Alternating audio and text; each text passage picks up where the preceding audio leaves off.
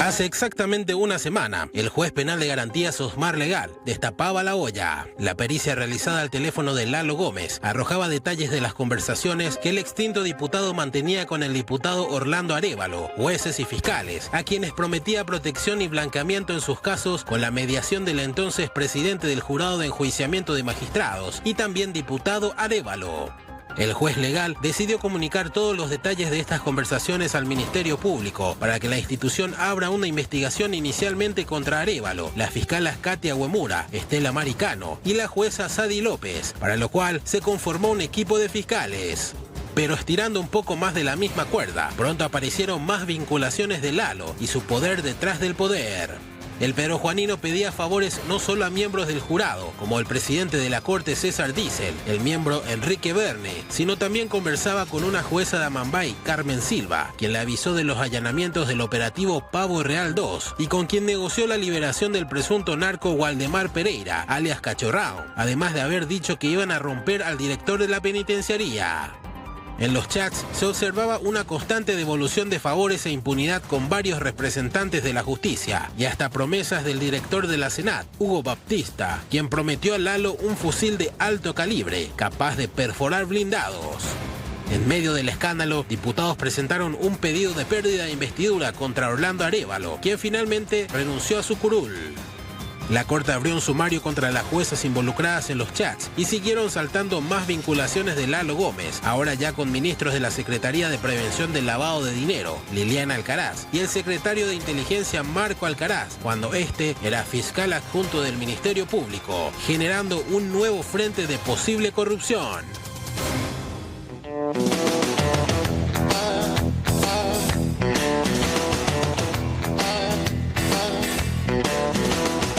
19:07, bienvenidos, bienvenidas a Puntos de Vista. Queríamos arrancar un poco con ese resumen de lo que fue esta semana. Hace exactamente una semana, el lunes pasado, se conocía esta denuncia, como decíamos, del juez Osmar Legal y que ya destapaba absolutamente todo lo que hoy conocemos, esta cantidad impresionante de chats que se han filtrado, de conversaciones del diputado Lalo Gómez y que involucran a una serie de actores, no solamente del ámbito político, incluso representantes de la justicia que deberían estar abocados en realidad a realizar investigaciones objetivas, a llegar a la verdad, a generar y por sobre todo llegar a obtener condenas importantes en el ámbito en sí de lo penal, entre tantos otros cabos sueltos que siguen quedando por allí dispersos. Queremos hablar todavía de este tema, hay muchísimo de qué analizar, después de que el fin de semana ya hemos tenido la salida también en este sentido del diputado, o ahora ya exdiputado Arévalo, de la Cámara de Diputados. Él presentaba su renuncia al cargo, a su curul, y finalmente se cerraba parte de esa historia en el ámbito político, pero muchos opinan tiene que continuar también en el ámbito investigativo en sí. Queremos saludar a nuestro invitado que hoy nos acompaña, el senador Rafael Filisola. ¿Cómo le va, senador? Gracias. ¿Qué tal? Muy buenas noches, al contrario, muchas gracias por la invitación. Bueno, viendo un poco desde el Senado todo esto que se viene generando y haciendo el análisis de esta imagen, creo que es un poco clave, ¿verdad? En el centro, el diputado fallecido, Lalo Gómez, y todas esas conexiones que hoy conocemos. Bueno, básicamente esto nos señala el grado de podredumbre que existe en nuestras instituciones. Acá tenemos Ministerio Público, Jurado de Enjuiciamiento, Corte Suprema de Justicia, Poder Ejecutivo. Y a mí lo que me preocupa es que como pareciera ser que para algunos con que se haya ido Arévalo, el tema está solucionado. Y Arévalo era un voto. Eso para empezar, no digo necesariamente con esto. Dentro del jurado. Dentro del jurado. Era un voto. O sea, Arévalo es la cara. No hay que caer en el error que cayeron algunos. Cuando González Dar, porque González Dar en el 2017 fue la cara. Sí. El caso era menos grave, menos grave en términos relativos, igual era gravísimo, ¿verdad? Pero estaba menos documentado, esto está en un expediente judicial. Pero de todas maneras, todas las miradas se orientaron únicamente a González Dar, a un funcionario del Consejo de la Magistratura o del jurado en ese momento. Y posteriormente, ¿qué? Y hoy, a una semana de estos hechos, ¿qué tenemos? La renuncia de Arévalo, suspensiones, 3 suspensiones sumarios por parte de la Corte Suprema de Justicia a 3 magistrados, que eso va a ir otra vez al jurado de juicio, al mismo jurado de enjuiciamiento de magistrados que integraba Arévalo. Y que sin otros votos no iba a poder tomar las decisiones que tomó. Entonces, y en el Ministerio Público nada. Me preocupa que hace una semana estemos hablando del tema en que no haya habido avances más que la conformación de este equipo de fiscales. Pero mira, hoy se reunió el Consejo de Defensa Nacional, la máxima institución encargada de la seguridad del país. ¿Y quiénes están en ese consejo? En esa reunión, Marcos Alcaraz y Khalil Rachid. Khalil Rachid, otra persona ya vinculada con Gómez y cuya vinculación ya se conocía hace tiempo. Y recordemos que en la Senat hasta le ofrecían armas capaces de romper blindados. ¿Para qué quería romper blindados el extinto diputado Gómez? ¿Para qué quería derribar aviones el extinto diputado Gómez? ¿Y cómo le ofrecían a un civil armas de guerra desde la Senat? Pero además, tenemos toda esa familiaridad, tenemos que había parentela del diputado Gómez en la Senat, mientras él estaba vinculado a lavado, a hechos o sospechado por lo menos de la... Ahora ya no podemos hablar porque... pero estaba sospechado por lo menos. Entonces, ¿cuál es la sensación que queda? Es que el propio oficialismo, el propio gobierno, el propio presidente de la República no está tomando esto en serio. Entonces, ¿a dónde vamos? Vamos a que se van a cortar 3, 4 cabezas. A lo mejor ni siquiera... la fiscal Agüemura, vinculada a hechos gravísimos. La fiscal Cano, también con pruebas suficientes para su destitución ya hace tiempo. El fiscal Lorenzo Lescano, que es el fiscal que mata el caso Smart, el caso contra Marcet, con toda la documentación que tenía ya en la fiscalía, él decide archivar el caso. 2 informes del comando tripartito donde se describía toda la organización criminal de Marcet. Él archiva. Y después, por el escándalo que generó, eso se tuvo que reabrir con otro nombre que es a ultranza. Y redondeo con esto para situarnos nomás en la gravedad de los hechos.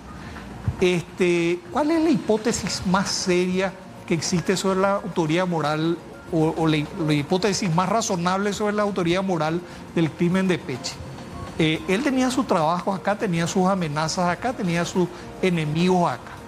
Él estaba vinculado a ultranza de una manera indirecta, pero iba cobrando más protagonismo. Y hoy estamos viendo en estos chats cómo a la víbora hay que matarle en su nido por el doctor Arrey, a le vamos a quebrar. Entonces, no es solamente que se vaya el diputado, no es solamente eso, él es un peor. Él es la cara de un esquema mucho más grande que llega mucho más alto. O sea, ¿este esquema podría tener vinculación hasta incluso con la muerte de Pechi, usted dice, senador? No sabemos porque nunca investigaron. Ahora, desde el momento que no investigan... Ya se genera dudas sobre todo. Desde el momento que no sabemos, porque esa noche que lo mataron a Pechi, incautaron una serie de teléfonos celulares. Y nunca supimos... el contenido. Nunca supimos el contenido y nunca supimos por qué no siguieron las investigaciones. Después fueron todas excusas, que acá no hay nada, que no se puede hacer, que todo está en Colombia. Colombia hizo su parte. ¿Y Paraguay? Claro. Bueno, queremos seguir hablando de esto y saludar también al doctor Oscar Paciello, que nos acompaña vía Zoom, él como exmiembro también del jurado de enjuiciamiento de magistrados. Doctor, ¿cómo le va? Gracias por atendernos. A ver si podemos habilitar ahí el micrófono un ratito. Vamos a coordinar ahí con el doctor. Ahí ya está. Fernanda, muy buenas tardes a ustedes. Un saludo muy especial a Rafael y a toda la audiencia. Bueno, a una semana decíamos, estábamos haciendo un balance y viendo un poco qué fue lo que pasó en estos 7 días de conocerse las conversaciones y seguimos conociendo día a día más intrincados, personas incluso ahora del Poder Ejecutivo, anteriormente de la Fiscalía, como Marco y Liliana Alcaraz. ¿Cuál es un poco la evaluación a prima facie que hace, doctor? Bueno, la evaluación es que esta crisis va en aumento. Y por encima de hasta dónde pueda llegar, yo creo que es momento en que la ciudadanía ejerza una presión auténtica, legítima, para reclamar el saneamiento del sistema de justicia, con herramientas que se cuentan hoy en día. Así que creo que el ejercicio de esta presión nos corresponde a todos, por encima de lo que puedan o no hacer las autoridades que deben de ejecutar las acciones correspondientes. No sé si me doy a entender, sí. Pero yo lo que quiero significar con esto es que el reclamo debe ser constante. Esto no puede terminar en uno pareí, en la jerga, como se dice en la jerga popular. Rafael estaba describiendo algunas situaciones que un incendio apaga otro incendio, lo de Peche apareció otra cosa, aparecieron otros hechos, y esto va pasando. Pero el sistema de justicia, ante estos elementos que tenemos hoy, se encuentra muy, muy deteriorado. Y no podemos arriesgar esto porque es la base de nuestra democracia. Una república, un sistema democrático de gobierno se sustenta sobre la confianza sobre el sistema de justicia, que es el que puede poner freno a las ambiciones de poder de los otros poderes del Estado. Entonces, si no cuidamos entre todos al sistema de justicia, estamos yendo a un camino muy peligroso. De nada va a servir la macroeconomía, los viajes presidenciales, el grado de inversión. No vamos a tener futuro si no recomponemos el sistema de justicia. Ahora, sin querer satanizar a una institución tan importante dentro de todo este esquema que es el jurado de enjuiciamiento de magistrados, hay personas que se han encargado de usarla en todo momento como garrote político, como institución de apriete netamente, dejando de lado su verdadera función. De apriete y de impunidad. Y esto no es nuevo, esto viene de décadas. Los que estamos en esto hace rato sabemos cómo ha funcionado. Muchos hemos transitado dentro de ese marco, de ese espectro del jurado de enjuiciamiento. Y bueno, algunos hemos salido por la puerta y otros no. Pero yo creo que el rol ciudadano hoy es predominante para poder encaminar las cosas. Y en ese sentido creo que los medios de comunicación están cumpliendo con su parte, dando a publicidad todo lo que esto está teniendo. Y yo considero que es el momento en que nos sentemos los hombres comprometidos con la República a pensar en cómo encaminar estas cosas. Confío en muchas de las autoridades que tienen la capacidad para dar un golpe de timón a lo que está sucediendo en el sistema de justicia. Y los que no están a la altura de las circunstancias tendrán que retirarse. Ahora, el rol de la ciudadanía está ahí, el rol de la prensa también. ¿Qué se tiene que hacer a continuación? Algunos hablan de hasta reformar la Constitución, leíamos hoy, hablar nuevamente de un cambio total del jurado de enjuiciamiento, cambiar la forma en la que se los eligen, la forma de trabajo en sí de esa institución. ¿Cuál tiene que ser el norte para mejorar esa institución, por sobre todo tan deteriorada y que nuevamente se conoce cómo se manejaba desde adentro? En mi opinión, sí. Una reforma constitucional es muy riesgosa. La reforma constitucional puede convertir esto no en un Estado social de derecho, sino en una dictadura. Estoy dando un ejemplo muy alegre. Entonces yo creo que adecuando instrumentos legislativos podemos tener mayores exigencias para las cámaras del Congreso en cuanto a la selección de sus representantes. Lo mismo pasa por el ámbito de los abogados en el Consejo de la Magistratura. Sí. Porque no es lo mismo tener una matrícula que ejercer la profesión, que es lo que ha establecido la Constitución. Entonces, creo que con instrumentos normativos que perfeccionen o que aumenten el grado de exigencia para acceder a estos cargos y en contrapartida, sanciones inmediatas de remoción ante la sospecha de algún mal ejercicio de las funciones, estaremos encaminando a una solución inmediata. Una constituyente para la reforma de estos órganos, para mí es muy riesgosa. Y aquí, senador, ¿usted qué opina?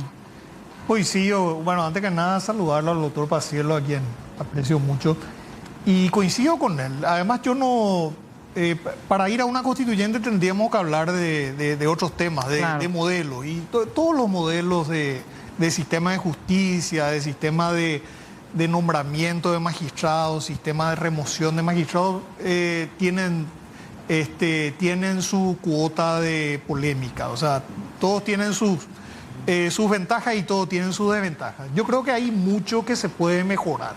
Por ejemplo, una cuestión que se debe hacer sí o sí es un buen régimen de carrera del magistrado judicial, tanto de fiscales, desde juez de paz, de ser posible desde antes inclusive, que haya una verdadera carrera, entonces que el Consejo de la Magistratura, vamos a decir, tenga mayores herramientas para evaluar los antecedentes de las personas. No digo con esto de cerrar las puertas a los abogados que vienen, vamos a decir, de la profesión, sí, o que vienen de la docencia, pero sí que haya una carrera judicial donde se acceda por un buen sistema de oposición de méritos, en fin, de exámenes, eso hay mucho escrito en la experiencia comparada y se puede revisar.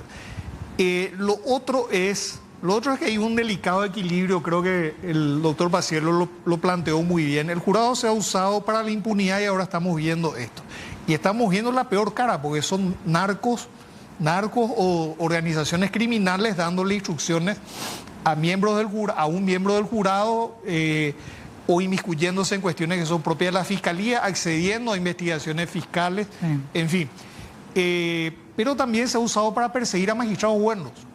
Entonces hay que encontrar ese equilibrio que permita que por un lado se persiga al magistrado que está haciendo mal su trabajo, pero por otro lado también el magistrado que está haciendo bien su trabajo, que hay muchos jueces, juezas, fiscales, honestos y honestas, que hacen bien su trabajo y muchas veces se ven amedrentados, se ven perseguidos, también no solamente por el jurado, por la política.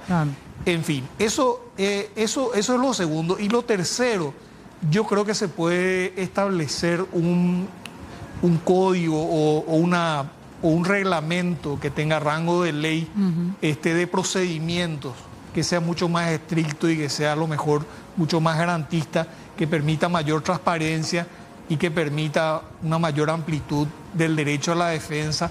Y ahí creo que y un último punto, creo que la academia debe contribuir, creo que las organizaciones de abogados, el colegio de abogados, la prensa especializada en temas jurídicos debe contribuir también. Hay que hacer un seguimiento de los procesos. Y ahí uno se va a dar cuenta cuando un proceso es arbitrario y cuando un proceso realmente busca hacer justicia. O quizás está viciado por el camino. O está viciado, claro. Claro. Bueno, ahora, ¿y el rol de la Fiscalía? Vuelvo a esa pregunta que le hacía yo, senador. ¿Qué pasa con la Fiscalía? Que una semana quizás uno ya esperaría mayores resultados o por lo menos algún pedido, algún avance dentro de todo esto que se conocía. Y está pasando lo mismo que cuando saltan estas comunicaciones entre el abogado denunciante del expresidente Mario Abdo Benítez y otros funcionarios de su gabinete más. Finalmente la Fiscalía se tomó tanto tiempo, los teléfonos nunca fueron requisados, nunca fueron periciados. A ver, si a cualquiera de nosotros nos encuentran algún tipo de indicio de que estamos en alguna actividad ilícita, ¿qué es lo primero que van a hacer? Van a llenar nuestras casas, claro, nuestras oficinas, van a llevar nuestros teléfonos, nuestras computadoras, nuestros equipos informáticos en general, todo lo que... y van a... y otros elementos de prueba, pero por lo menos los teléfonos y los equipos informáticos van a requisar y van a proceder a hacer el peritaje. Se está perdiendo tiempo. Pero claro, se conformó el equipo. Yo creo que ahora todos esos teléfonos deben estar destruidos. Esos teléfonos deben estar a cero. Quedarán las fotos a lo mejor. Claro. Doctor, ¿y usted qué opina como abogado, como conocedor en este caso de los ámbitos en sí? ¿Qué opino de la actuación fiscal? Sí. Bueno, hoy lo escuché al doctor Emiliano Rolón en un programa radial y estaba señalando que ha conformado un equipo que está tomando medidas y que no puede aún evidenciar todo lo que ya tiene conocimiento por razones de prudencia y de estabilidad entendí yo así al menos del propio Ministerio Público. Ha separado a algunos agentes y bueno, por encima de que esto pueda ser correcto y respeto mucho la intención del doctor Fernández, yo considero que debemos de tener mayor comunicación, mayor transparencia en todo esto, y lo que señaló Rafael recién, de que se tomen ya las medidas de prueba necesarias, como ser el peritaje o la incautación de los teléfonos de todas estas personas, y evidenciar esto que se está trabajando, porque la ciudadanía es la que tiene que ganar confianza nuevamente. Claro. Y que se esté trabajando en forma que este trabajo sea público, transparente, y ahí empezaremos a transitar por un buen camino. Se está perdiendo. Creo que la Fiscalía tiene que dar esa respuesta inmediata, quizás lo estén encaminando en ese sentido, pero tienen que salir al aire de esta forma. Es mi punto de vista. De igual manera, él también decía, hay una cuestión nuevamente de falta de presupuesto, o sea, él alude nuevamente a ese tipo de cuestiones. Sí, ese es un juego perverso del poder político, y Rafael puede ser testigo de todo esto.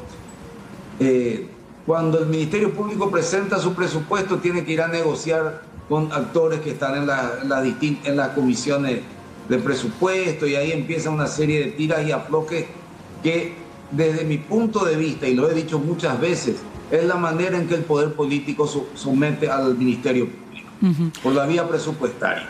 Porque a la par de restringirle recursos, le da a algunos y le exige contrataciones, algunas cuestiones que todos conocemos.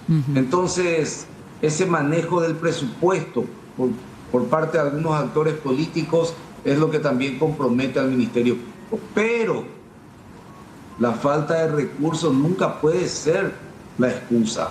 Si el resultado final evidencia de que porque no teníamos los equipos o la tecnología necesaria para dilucidar por completo un asunto, al menos el intento tiene que estar expuesto a la ciudadanía. Eso es lo fundamental. Claro. Doctor, hoy nuevamente escuchábamos a un Emiliano Rolón cuestionar, y decía él, el doctor Osmar Legal como juez se inmiscuyó en la investigación. ¿Eso es así realmente, o tiene la capacidad, o tiene la potestad de hacer lo que hizo Legal, que nuevamente se pone eso en tela de juicio por el propio fiscal general del Estado?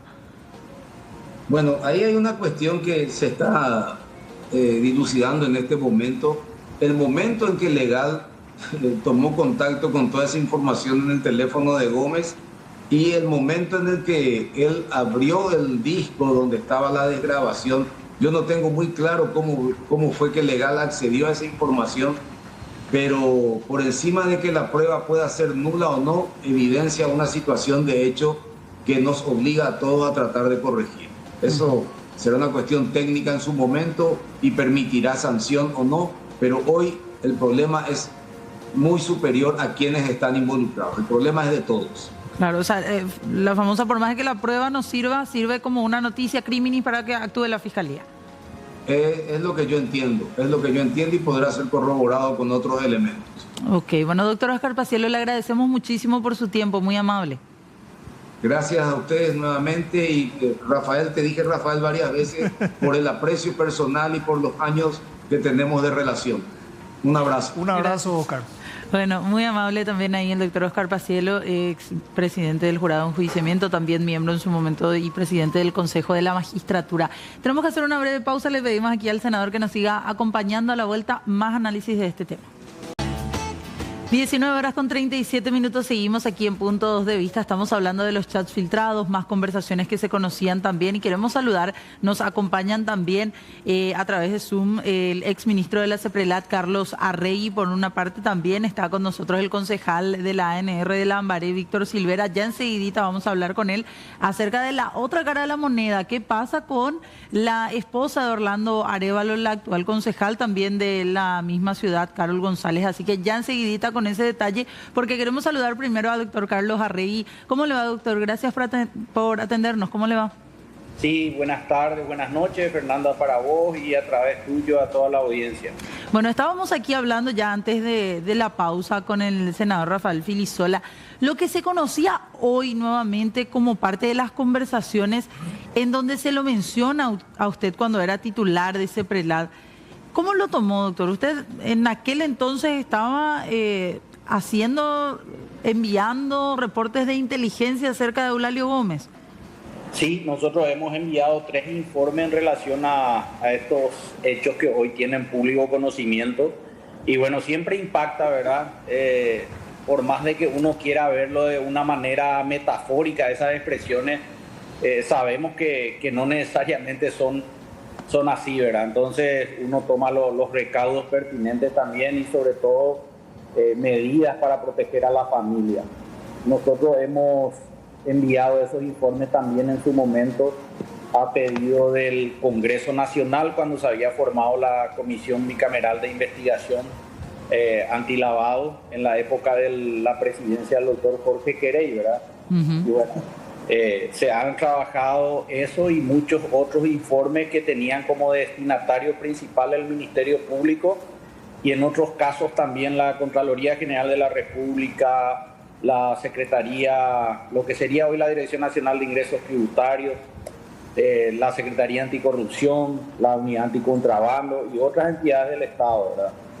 Claro. Sí, hay que hablar específicamente del exdiputado Lalo Gómez. ¿Cuántos años, cuánto tiempo de investigación estaban llevando ustedes en aquella ocasión? O cuántos, usted decía 3 reportes, pero ¿reportes de cuántos años estamos hablando? Son 3, lo que yo puedo hablar, Fernanda, porque todavía tengo restricciones normativas en relación al cargo que desempeñé y comprenderá, hoy tenemos incluso paradójicamente, estamos sometidos a un proceso penal injustamente por haber realizado nuestro trabajo, ¿verdad? Entonces, lo que puedo decirte es que se han remitido 3 informes a lo largo de todos esos años que han salido ahí desde el 2019. Eso han tenido como destinatario principal el Ministerio Público. Y bueno, muchos de esos informes han servido de base para el trabajo de imputación que han hecho los fiscales en esa causa. ¿Cómo tomaba la conversación en donde se lo nombraba a usted y Lalo Gómez decía hay que matar a la víbora dentro de su nido? Y es una expresión bastante fuerte que impresiona y bueno, hay que tomarlo de una manera serena y tomar las medidas, accionar sobre todo en cuanto a las precauciones que hay que tener. Nosotros sabemos que cuando ejercíamos esos cargos estábamos expuestos a ese tipo de amenazas, advertencias o siempre alguna manera de querer desviar el trabajo que hacíamos.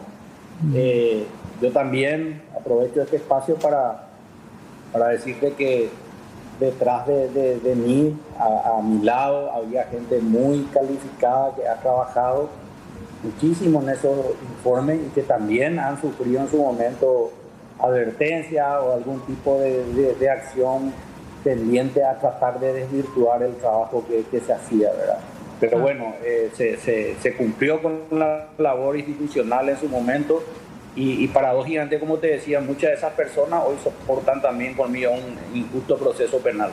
Claro, similar en alguna u otra forma, porque estamos hablando de conversaciones que se filtran, de cómo se armaban casos, de cómo básicamente se digitaban para ver a quién apretar y a quién no. Sí, nosotros decíamos, yo hacía una comparación hoy, en el caso Ceprelat que nos impusieron a nosotros, el Lalo del caso Ceprelat era el abogado Pedro Velar, porque él le dictaba, le ordenaba al fiscal Aldo Cantero a través de WhatsApp a quienes llamar, a quienes imputar, qué documentos poner en la imputación. Es la misma modalidad. Vía WhatsApp se manipuló el trabajo de la fiscalía. Senador, aquí nos acompaña también, le comento, doctora Regui, el senador Rafael Filisola. Un saludo para el senador Filisola. Igualmente, Carlos. Estas conversaciones, hablemos o no de una frase metafórica, lo que hacía referencia a Regui, hablando también y viendo las conversaciones con Liliana Alcaraz, con Marco Alcaraz, y usted decía que hoy estén sentados en el Consejo de Defensa Nacional, nada más y nada menos, no deja una imagen país totalmente, no sé, tergiversada, totalmente peligrosa ante el mundo, digo. Es que la imagen es lo de menos, es que es mucho más grave, porque estas personas son personas que responden a intereses ajenos al Estado paraguayo, a intereses contrarios al Estado paraguayo. Estas personas son personas infiltradas del crimen organizado en el Estado paraguayo. Fíjense que Liliana Alcaraz ni siquiera puede responder quién financió un evento. ¿Por qué no puede responder quién financió un evento de CEPRELAT? Que era del lavado de dinero. Estamos ante un caso de un evento contra el lavado de dinero financiado por lavadores de dinero.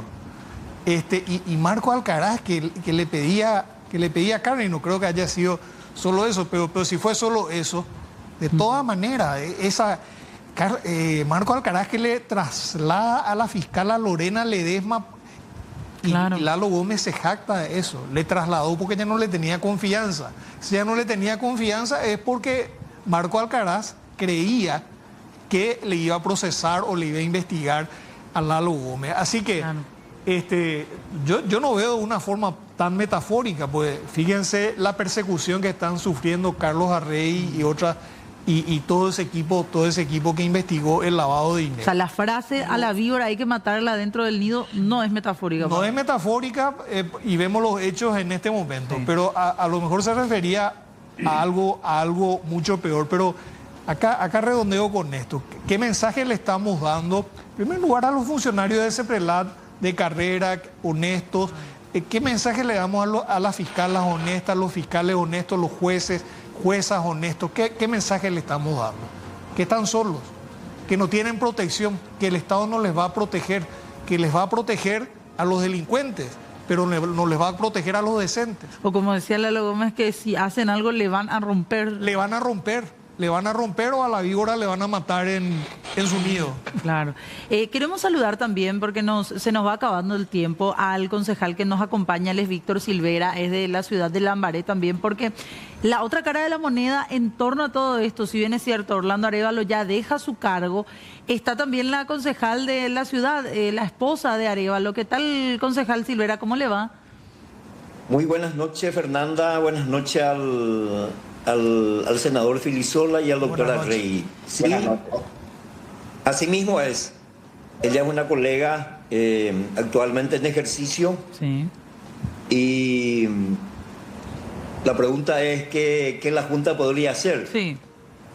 Y lastimosamente tengo que reconocerte que nuestro reglamento interno, nuestra ley orgánica, no prevé situaciones de este tipo, ¿verdad? Lo que nosotros estaríamos apelando es que ella tenga un poco de ética y decoro y dejar que las instituciones del Estado puedan realizar su trabajo, investigar. Aquí tenemos varios hechos. Tiene que actuar la Contraloría General, tiene que CEPRELAT y tiene que el Ministerio Público. ¿Por qué? Porque también hay una denuncia en curso presentada por la empresa constructora de lavado, que sería el delito, ¿verdad? Entonces, hay mucha tela que cortar, ¿verdad? Y nosotros como lambareños sentimos muchísimo este desprestigio a la clase política y que gracias a Dios hoy se da a saber, ¿verdad? Y que yo más que quiero decir que las instituciones funcionen y actúen como tales, que no se dejen manosear por presiones políticas o presiones de ningún tipo. Eso es lo que puedo opinar, claro. ¿La concejal tiene que dejar también el cargo así como lo hizo su marido? No, y a eso me refería. Nosotros como Junta Municipal no tenemos esa posibilidad, claro, por ejemplo, de solicitar pérdida de investidura, así como lo hace la Cámara. Pero como concejales, digo, ¿ustedes instarían a eso como un mensaje político fuera de la Junta? Y claro, eso ya debería ya venir, por eso decía que tenga un poco de ética y decoro, ¿verdad? Y que pida permiso, que interim actúen, se investiguen y pueda esclarecerse estos lamentables hechos que otra vez sucede lastimosamente en nuestra ciudad. ¿Confían en la Fiscalía, don Silvera? Y después de lo que estamos viendo, escuchando, pero yo considero que debemos de confiar en las instituciones con este cambio de gente que hay en el jurado de enjuiciamiento, que los jueces, quienes juzgan a jueces, tengan la honorabilidad y que no se dedique a presionar, a chantajear, a coaccionar a jueces y fiscales. Eso es lo que más nos apena. Gracias, concejal. Doctora Arregui, en el caso de ustedes también se ve nuevamente con desconfianza, con suma desconfianza, por no decir otra cosa, el cambio del fiscal Osmar Segovia. Sí, nosotros hemos venido poniendo siempre y destacando las irregularidades, además que vimos en la farsa de investigación que hizo el fiscal coronel, sí, Néstor Coronel, cuando nosotros habíamos denunciado las ilegalidades que cometió el fiscal Aldo Cantero, que es el fiscal que nos imputó. Esa farsa de investigación de Néstor Coronel ni siquiera se dignó a hacer una incautación del teléfono celular de ese fiscal, sí, que era el teléfono a través del cual recibía las instrucciones del abogado Pedro Velar. Entonces, genera ese tipo de desconfianza una postura como esta de trasladarla a este fiscal a un mes del requerimiento conclusivo que debe ser presentado, que es el 11 de marzo. ¿Cómo queda esto? ¿Quién asume? ¿Qué decisión va a tomar? Y genera siempre un manto de duda lastimosamente negativo por la situación misma que se vive en el país. Claro, y el dato no menor también, el senador Filisola, que era el mismo fiscal que fue el que incautó el teléfono del cual salen hoy los chats. Sí. Y bueno, hasta ahora el que fue trasladado a una fiscalía de ramos generales es él, ¿verdad? Que es el que incauta y no se explica por qué motivo es, por qué motivo es trasladado. Claro. Sumamente subjetivo. Bueno, les agradezco. Mientras el resto impune. A nivel de fiscalía, ni siquiera suspensión. Nada. Bueno, cuanto menos desconfianza. Sí. Bueno. Frustración, porque ante este escándalo, porque estamos hablando de crimen organizado operando a través de fiscales, a través de... Así mismo. Y nada. Así mismo. Vemos una cantidad de delincuentes que fungían de fiscales y de jueces. Esta es la realidad. Totalmente. Bueno, le agradecemos muchísimo aquí al senador Rafael Filisola, también al doctor Carlos Arregui, muy amable por su tiempo, también al concejal Silvera. Muy amables todos, será hasta en cualquier momento y vamos a estar atentos. Muchas gracias. Gracias. Hasta luego, Fernanda. Adiós al senador Filisola y al concejal Víctor Tano. Muchas gracias, doctor. Gracias, senador, por acompañarnos. Muchas gracias, Fernando. Un gusto. Tenemos que hacer una pausa, sin duda alguna. Este tema va a seguir acaparando la atención pública en los próximos días. Ya venimos. 19 horas con 58 minutos, ya vamos cerrando puntos de vista. Quédense allí en la señal de C9N porque en instantes llegan los compañeros de Ñande Franja. Ya están preparándose para presentarles lo mejor de lo mejor como siempre. Nos vamos nosotros con la siguiente información. El día de hoy, 10 de febrero, Oscar Denis tiene que cumplir 79 años. Sin embargo, todavía se encuentra sin saberse absolutamente nada de su paradero. Su familia, en esta jornada en la que debía haber sido de pura celebración, sigue exigiendo algún tipo de respuesta para saber si él sigue o no con vida o en cautiverio en manos del grupo criminal en la zona de Concepción.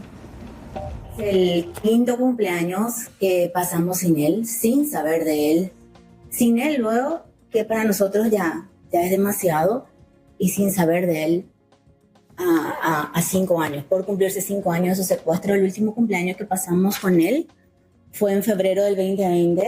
Desde ahí ya, después del secuestro, no supimos nada de él. Y bueno, seguimos esperando. Vamos a seguir siendo la piedra en el zapato de cada autoridad, preguntando siempre qué están haciendo,